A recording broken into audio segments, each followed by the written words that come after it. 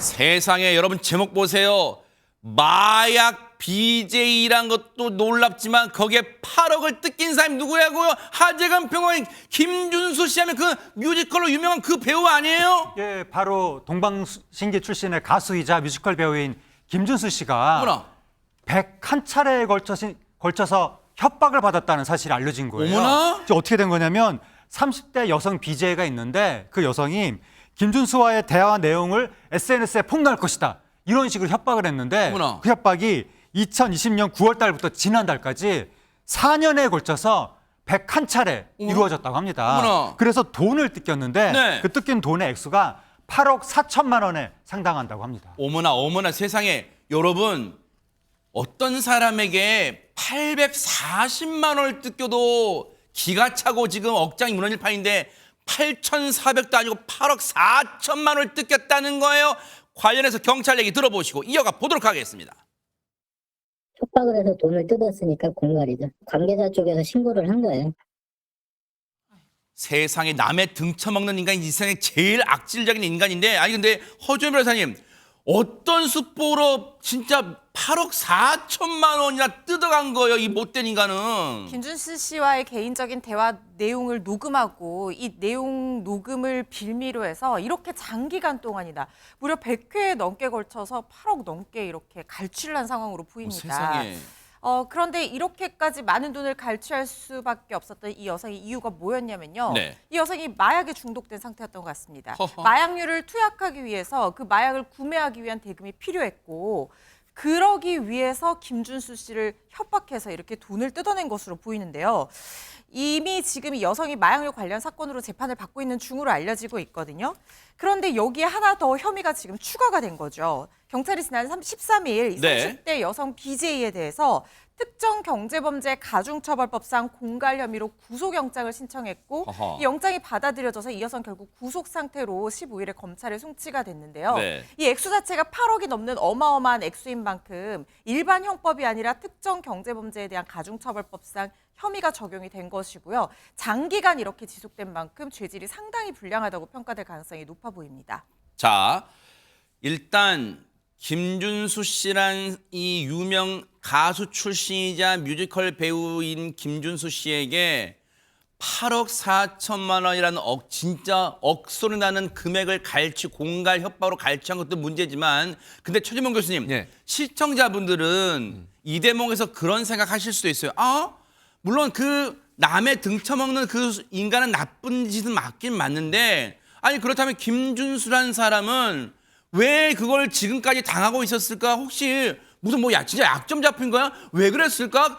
84만 원을 진짜 공갈 협박 당해도 뺏겨도 진짜 이제 가슴 칠 노릇인데 8억 4천만 원이야. 왜 그랬을까? 여기에 관심도 쏠릴 것 같아요. 그러니까 소속사 측에서 밝힌 내용을 보면요. 이 여성 BJ라는 사람이 김준수 씨의 이미지를 회복할 수 없게 만들겠다고 협박을 했다는 거예요. 그러니까 이제 연예인이다 보니까 나는 잃을 게 없다. BJ 입장에서 나는 잃을 게 없는데 당신 이거 내가 공개하는 순간 당신의 이미지는 완전히 이상해질 거야라고 협박 공갈을 했다는 거죠. 그러니까 이제 우리가 일반적으로 생각하면 이게 그래도 이거 가지고 계속 이렇게 협박을 당할 수 있는 이런 생각이 들 수도 있지만 네. 또 유명인 입장에서는 내가 괜히 이 구설수에 오르는 것 자체가 왜냐하면 어떤 형태로 나중에 진실이 밝혀지더라도 한 번 구설수에 오르는 순간 말들이 많아지거든요. 그런 이제 우려를 했던 것 같아요. 제가 볼 때는. 네. 그런 것 때문에 그래서 김준수 씨가 연예인이라는 위치를 악용을 했고 김준수 측에서는 명백한 피해자이고 끝까지 강경대응했다고 밝혔다고 하는데 또한 이제 한 팬 소통 플랫폼에서 김준수 씨가 직접 입장을 밝히기 전에 거기서 뭐라고 그랬냐면요.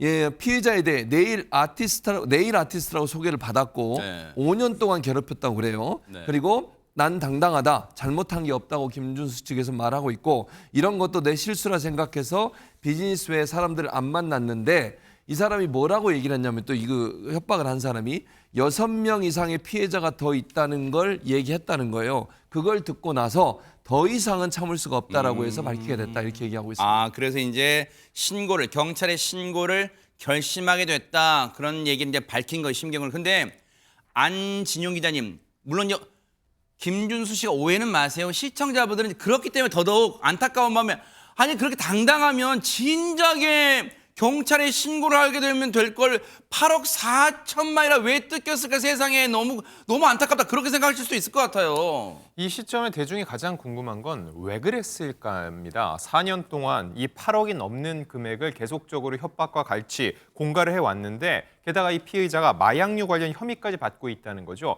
이런 사람한테 왜 4년 연속 계속 끌려다닐 수밖에 없었을까에 대해서 결국 그 녹음본에 담긴 내용이 이게 가볍지만은 않을 것이다라는 의혹들이 제기되고 있는 건데 결과적으로 근데 이걸 너무 궁금해하면은 그 또다시 김준수에게 2차 피해, 2차 가해를 줄 수가 그렇죠, 있다는 네. 거죠. 왜냐하면 이런 내용들, 사적인 대화 같은 경우는요. 그 누구의 대화라도 이게 공개됐을 경우에는 본인에게는 굉장히 큰 이미지 타격이 있을 수 있다는 거죠. 네. 게다가 김준수 씨는 굉장히 유명한 한류 스타이기 때문에 이걸 막는 차원에서 끌려다니다 보면은 처음 돈을 주게 되면요. 그 돈을 줬다는 것 자체가 무언가 문제 있는 것처럼 보이기 때문에 계속적으로 끌려다닐 수밖에 없다는 겁니다. 하지만 제일 중요한 거, 현재 이 시점에 만약에 법적인 문제가 담긴 녹취록이었다면 상대방도 법적인 문제를 제기했을 텐데 그렇진 않다는 거죠. 현재 김준수 씨는 피해자이고 협박범이 문제이기 때문에 김준수 씨를 마치 이거 자체가 어떤 문제가 있는 것이냐 의혹 제기하는 것은 타당치 않다는 얘기들이 나오고 있습니다. 사실 이런 상황에서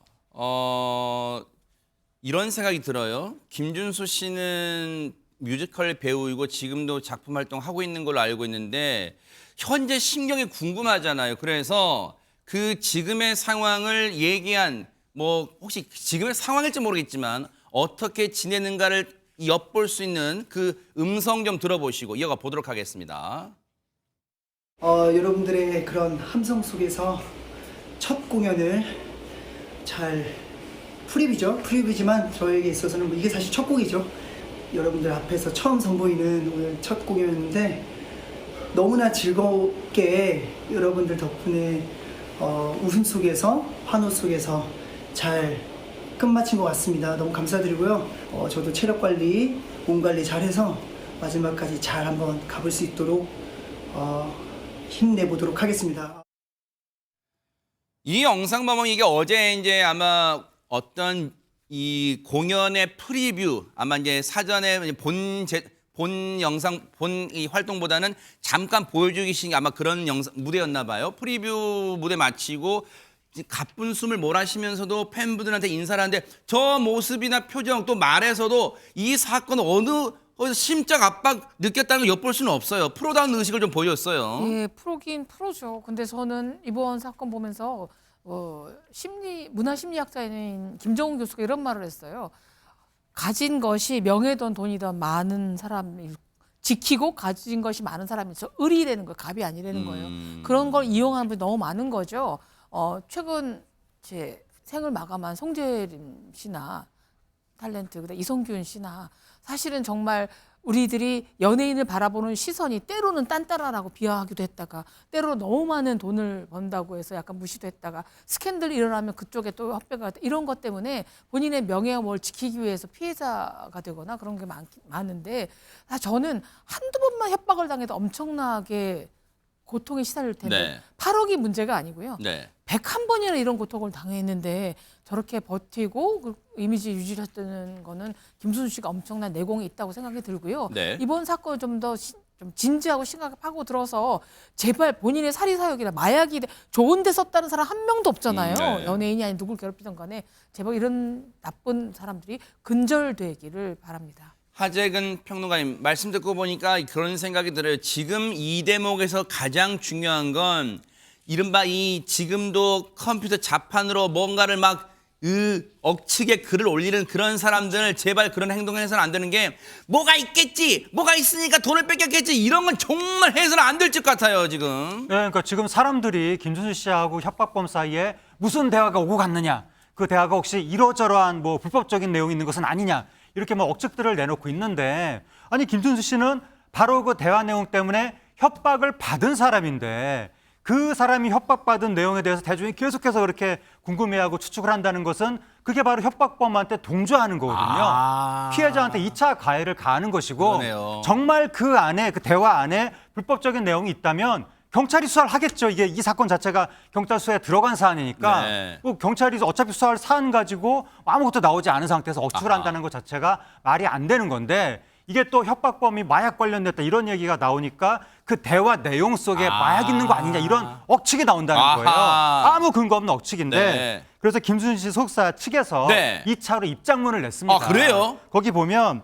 그 여성 BJ의 마약 사건하고 김준수는 아무 관련이 없다. 네. 녹음 파일 역시 사적인 대화 내용일 뿐이고 부적절하거나 오해의 소지가 있는 내용은 전혀 야. 포함되어 있지가 않다라고 네. 하면서 지금 김준수 씨가 네. 사건의 본질이 왜곡되면서 이미 부당한 구설수에 휘말린 상황에 참담한 심정이다. 왜 안 그러겠어요, 진짜. 부당한 비난과 2차 가해를 중단해 주시길 바란다. 네. 그렇게 입장을 밝혔습니다. 안진용 기자님, 무려 4년 넘게 시달려 왔어요. 근데 김준수 씨 어제 이제 찍었던 영상 아까도 제가 보여드렸지만 정말 밝은 모습으로 팬분께 인사를 드렸는데 지금 하고 있는 공연 앞으로에도 뭐 차질 같은 건 빚어지지 않을까요? 어떻습니까?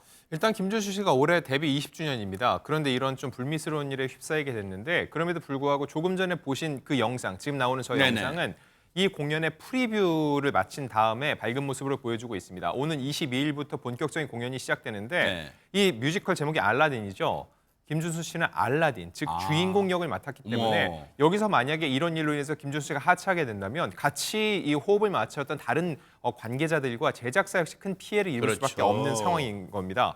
그렇기 때문에 주최사스 역시 출연자의 개인적 사생활이다 보니까 따로 드릴 말씀은 없다는 입장을 보이고 있고요. 네. 물론 일부 시민들 사이에서는 우려 섞인 목소리는 있습니다. 왜냐하면 이 자체가 디즈니 또 동화에서 또 시작됐잖아요. 아. 가족극이기 때문에 이런 일이 불거졌으면 자진해체하는 게 맞지 않냐라는 얘기도 나오고 있는데 중요한 거 김준수 씨가 지금 뮤지컬계에서는 티켓 파워가 상당하다는 거죠. 그래요? 이게 알라딘 역할을 총 3명의 배우가 맡는 트리플 캐스팅입니다. 근데 김준수 씨가 맡은 그 회차만큼은 모두 전석 매진이 어머나. 기록되고 있다는 거죠. 네. 그만큼 이 사태는 김준수 씨가 피해자이고 많은 대중이나 또 팬들이 김준수 씨를 지지하고 있다는 의지를 밝히고 있는 것이기 때문에 네. 추후 이 알라딘 공연에는 별다른 문제는 없을 전망입니다. 네.